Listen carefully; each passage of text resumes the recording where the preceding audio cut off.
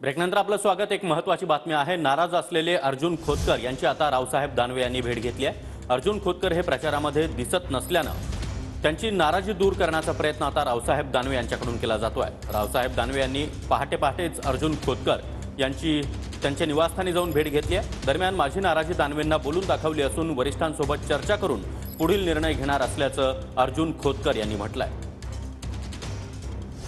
तरी की माननीय रावसाहेब पाटील दानवे यांची आणि माझी सकाळी भेट झाली। ते सकाळी घरी आले होते आणि भेट झाली। प्रचारामध्ये यावं अशा प्रकारची विनंती त्यांनी केली। मला पक्षाने जबाबदाऱ्या दिलेल्या आहेत। मला वाशिम यवतमाळ दिलं होतं, मला आता संभाजीनगर दिलेलं आहे। पार्टी पातळीवर मला ज्या जबाबदाऱ्या दिलेल्या जातात त्या जबाबदाऱ्या सांभाळणारा कार्यकर्ता मी आहे। राहिला नाराजीचा प्रश्न, तर निश्चितपणे ते आज आम्ही दोघं जण बोललो। ते माझ्याकडे सकाळी 8ला आले होते, आमचं बोलणं झालं। माझी काय नाराजी आहे त्यांच्या कानावर मी टाकलेली आहे स्पष्टपणे।